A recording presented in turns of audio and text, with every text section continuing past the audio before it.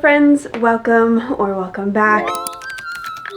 We are doing my January and February wrap up just because I didn't feel like I read enough books in January to really deem a video worthy. I literally read 4 books, so we're just gonna combine January and February. Let's get into the video. So for January, my first finished book in January was The Christmas Jigsaw Murders. I'm gonna be completely honest. In all of my videos, all of my reviews are as honest as it can be. I didn't like this book. I did not like this book. I gave it 3 stars on the mere fact that I didn't know who the murderer was. That's the only reason. That's the only reason that this book got 3 stars. You wanna know why I didn't guess who it was? Because you don't learn about the murderer until the end of the book. Like in the last 50 pages. Why? Why? Why? I feel like in all murder mysteries, you will meet the murderer like within the first 30 minutes. Am I wrong? They agree with me, right? I don't need to rant about it. But Edie's our main character. She's like this 80-year-old lady. She's known for like making like the crossword puzzle for her town or whatever, and like she's known for like doing puzzles and like being able to solve mysteries, right? There is a murderer afoot during Christmas, and Edie, fun fact about Edie, she hates Christmas, mostly due to like past trauma that happened to her. Like every time Christmas came around, something bad happened or something traumatic happened to her, so she got to the point where she was like, I hate Christmas, and I honestly don't blame her for the crap that happened. However, like she gets these puzzle pieces, and there's the way that it works is it's like a couple of weeks before Christmas, and there's going to be 4 murders, and each murder before they happen, she gets a handful of puzzle pieces, and then she has to solve those puzzle pieces to keep these people from getting murdered. And then these murders that happen, there's puzzle pieces, there's like a puzzle piece at the murder that she's supposed to get to, and I felt like it was going to be more of like her trying to solve these, but it was more of like her just dealing with like past traumas, trying to like heal her relationship with her son and some people from her past, and then it starts to go into like her trying to find love again. I wish that the story would have just focused on the puzzle itself. And then like I said too, is like you don't get to meet the actual murderer until like the last like maybe 10 pages. They're mentioned, but you never actually meet them. But then she figures it out, and it's just like, well, how did you get to that point? This probably by far one of my top worst books of the year. I only gave it 3 stars because I didn't catch it. The murderer. I'm a little sad because I actually bought another one of her books, which is the Christmas Murder Games. And obviously I'm gonna wait till like this Christmas to read it, so hopefully maybe it'll be better than this one. I don't know. I was highly disappointed. I was really, really looking forward to this. I didn't like it. I wouldn't recommend this to people. That's that book. The next book that I read is The Mystery Royale.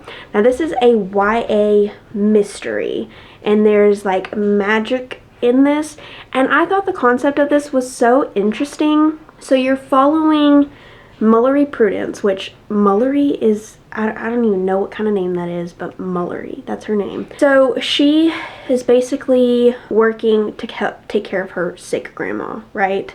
And her mother is gone. She's disappeared. She's not sure if she's still alive or not, but she is no longer in the picture. And her mother always warned her that if the weird finds you, run, and like never sort of like explained further on that. She starts to get these letters in weird, mysterious ways. Like, they start showing up in unopened bags of dog food, or like in her breakfast burrito. And so it's just like literally the weird finds her. Xavier, who's the owner of this house, has died. He's gone. Just donezo, okay? He has invited Mullery to his home for like the weekend to play a bunch of games and puzzles to be entered in a chance to win his magic, his money, and his estate. Right. This is also like a dual POV as well. Well, it actually is more than a dual POV. There's a bunch of POVs on this. But you also meet Lyric, who is the 3rd sibling in one of the families. So the way that this magic system works, which I think is really interesting, you basically, so the parents, both mother and father, when they have kids, their magic technically gets passed down to their child. But it's not like everyone gets a piece of the magic. No, it's the father gives magic to one child and the mother gives magic to the other child. And that's it. If you have more than 2 kids, they just don't get magic. They're just out of luck, right? Basically. So you get Lyric, who is the 3rd child, who has no magic whatsoever, who is destined to not get any magic, has gone to live with his uncle Xavier, who Xavier has, he's not named an heir. He's not, he doesn't have any kids, so it can't technically be passed down through bloodline. So he's doing these games to give these kids a chance to win his magic and his money and his estate, right? And he invites all these kids under 18, because once you turn 18, that's when you get your parents' magic. He's invited all of these kids who are like magic families that are kind of like well-known, like higher ups. And then you got Mullery, which I think is really funny. But everyone in these games, besides Lyric and Mullery, are destined to get magic from their parents already. But they could get their parents' magic plus Xavier's magic, which I think it's really interesting how the whole aspect of that works. But anyways, Lyric and Mullery are working together to solve these mysteries, and you get where Mullery's just trying to figure out more about like why she's there and how this pertains to her, and trying to figure out more about her mom and stuff. And then Lyric's trying to figure out more about like why Xavier didn't leave this stuff to Lyric in the first place, because Lyric obviously lived with Xavier, so he just kind of figured that he'd get his magic passed down. And it's just basically this like head-on match between everyone, like everyone for themselves. And it's so interesting because you get Mullery's POV, you get Lyric's POV, and then you get Lyric's siblings' POVs. I believe that this is a series, so I may continue the series, I may not, because the series kind of left off on a bit of a cliffhanger. By far a really good read, a really good YA. If you are interested in something like that, definitely give that a read. On my next book, forget where I'm at. My next one was the first Mistborn. I actually have a reading vlog on this if you want to go watch it. It's over on my YouTube. I feel like this has gotten a lot of hype recently with Brandon Sanderson. Like, Brandon Sanderson is like, I've recently seen a lot of people talking about him and saying, oh my gosh, you need to read his books. Obviously, my husband picked this out for me to read, and it was a good read. My husband loves the series. I gave it a 4-star. I think in my reading vlog, I don't think I actually rated it. It was good. I liked the characters. I liked the magic system. It's very much a chosen one. Like, she is top tier, basically. And I love her character, and I love everything that happened within this. So a lot of, I don't want to say too much without spoiling it, but basically your main characters are Vin and, oh my gosh, what is his name? Kelsier. Wow, I can't believe I forgot that. Vin and Kelsier, and they're both Ska, so they're getting all of these people together to kind of build up this army to overthrow the Lord Ruler and kind of break the Ska out of being slaves. I love the concept of this. I love the magic system. Vin kind of gets to go undercover as a spy and kind of be, I don't want to say promenaded, or like a Bridgerton, accepted into society,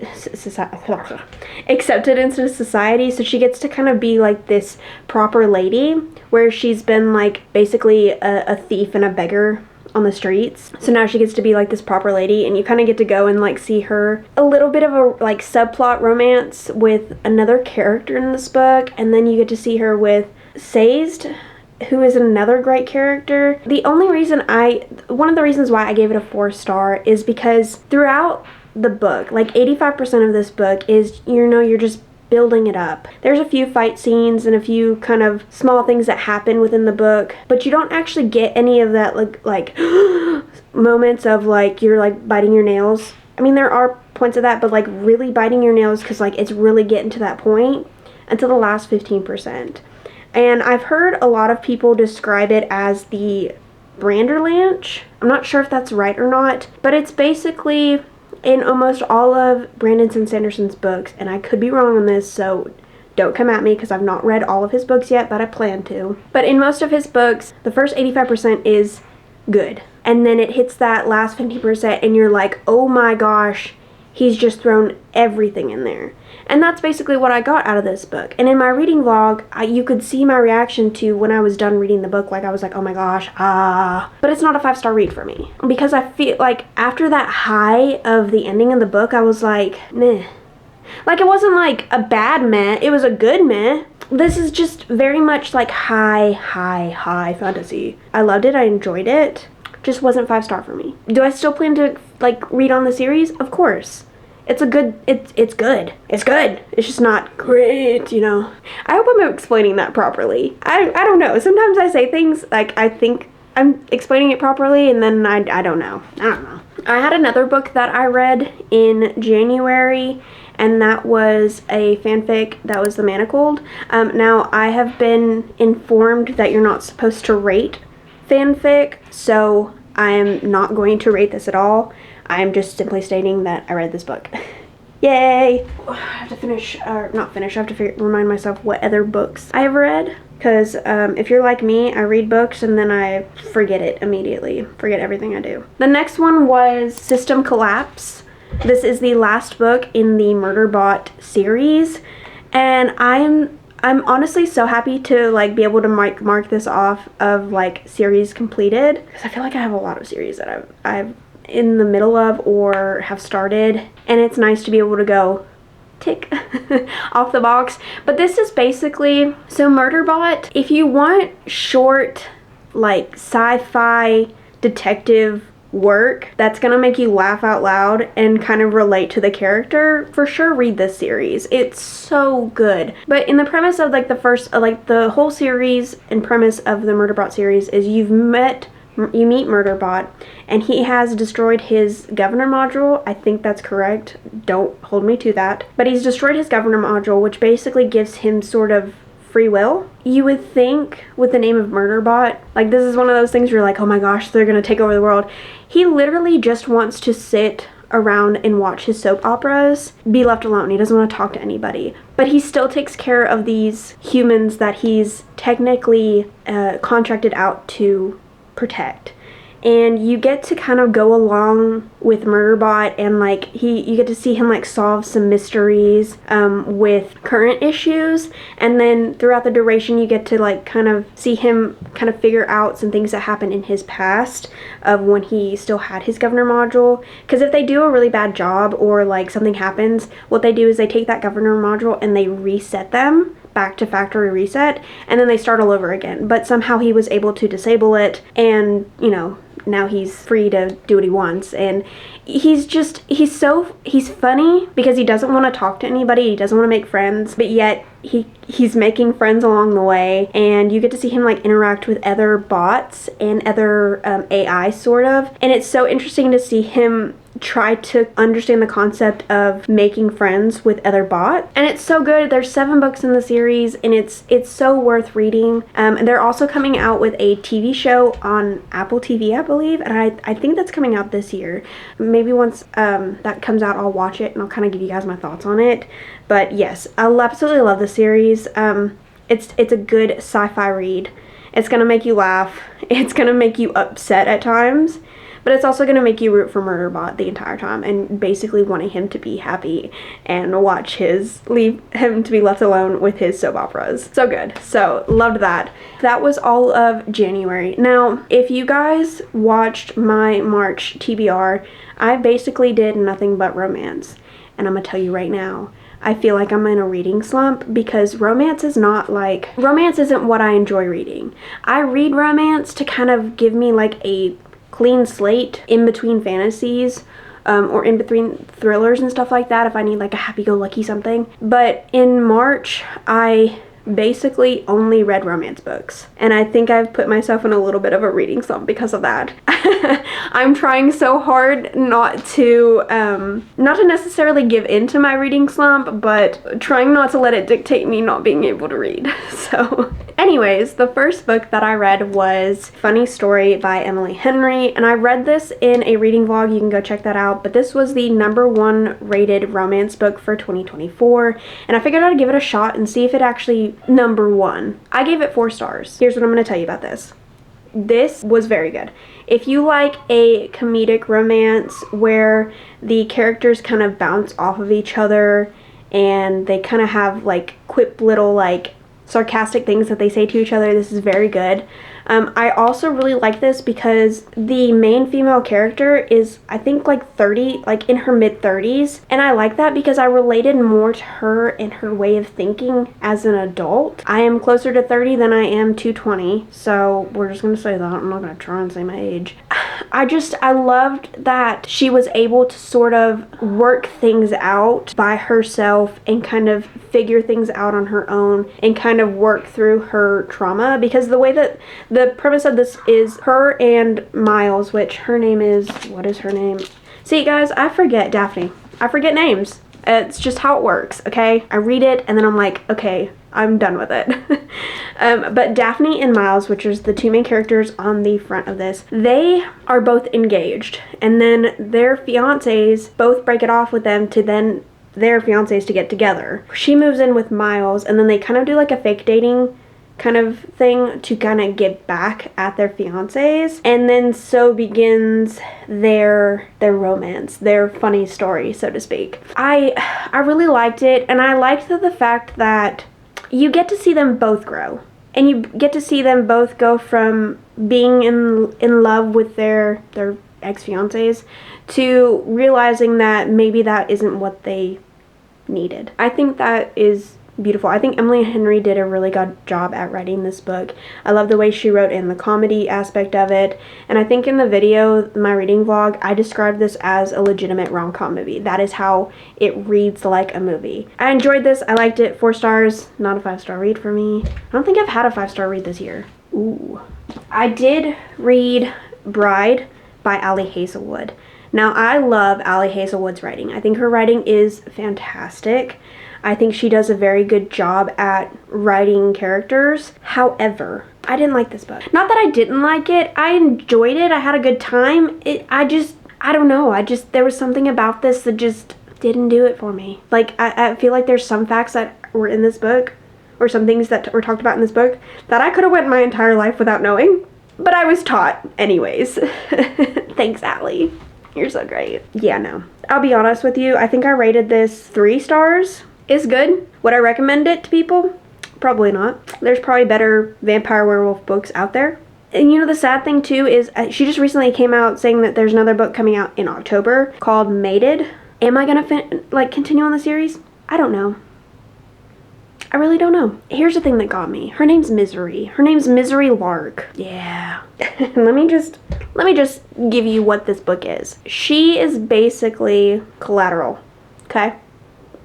Meaning, because there's territories here. There's the human territory, the vampire territory, and the werewolf territory, right? They have what's called Collateral, which is basically where they send kids of very powerful families to the other territories to live until they're like, I believe 8 or something like that. And then that other territory sends another kid.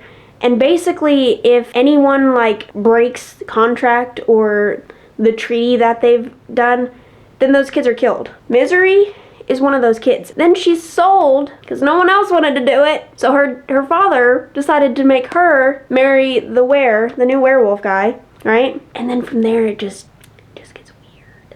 Yeah, I didn't like it. I don't know. Just something about it, it's 3 star. I just wouldn't recommend it to people. Ugh, I'm pretty sure there's better books out there than this. Sorry, Ali. Love you. Now, these last 2 books. This is nothing against the authors. This is nothing against anyone. This is against me in reading 2 similar books at the exact same time. So I read The Neighbor Favor and then 7 Days in June. Here's the thing. They're along the same lines, but this is more cutesy, fluffy, kind of rom-com-y, and this is more dark trauma. Basically, trigger warning. Read the trigger warnings on this. That's what I'm going to say. It's not dark as in the romance. It's dark as in read the trigger warnings, because it talks about a few things that you may not want to do. I still loved it. it still was a really good book. I rated it a 3.5 star. I rated this a 4. Here's the thing. I read this and I listened to this the exact same time. And the problem is I got to the point where I was like, who's who? Oh, I wish I hadn't done that. I really wish it. But I finished this one first, so I rated this one 4 stars due to the happy, I mean, they both get happy endings. I mean, this one is second chance romance, and this one is like, I think marketed as second chance romance, but I don't feel that way because they didn't know each other. This was cute. This was him basically trying to help her find a date, trying to help her find, you know, a date to her sister's wedding so she can get her families off of her back. And then he's dealing with some past trauma stuff, but it's not bad trauma stuff. Trauma is trauma either way, but it's not like as heavy as a topic as this one was. I still really enjoyed both these books. These books were good. This was lighter. This one wasn't. Still good books though. 4 star, 3.5. And here's the thing, the reason why I gave this one 3.5 was because it could have very well flipped if I'd finished this one first or read this one first and finished this one last. It may have been that this one was a 4 star and this one was a 3.5. It has nothing to do with the authors. It has everything to do with the reading order that I read it. Still really good reads. Still recommend reading both of these. These are my ratings, so those are my books. I hope you had fun watching this video. If you guys do enjoy my content, please make sure to like and subscribe. Comment down below one of your favorite books. Hit that notification bell so you can be the first to know when I post my videos. And until next time, friends, bye. We do not join in on that. My battery is dying. Hold on. Don't die on me. I already recorded this video. This is a redo. Bye.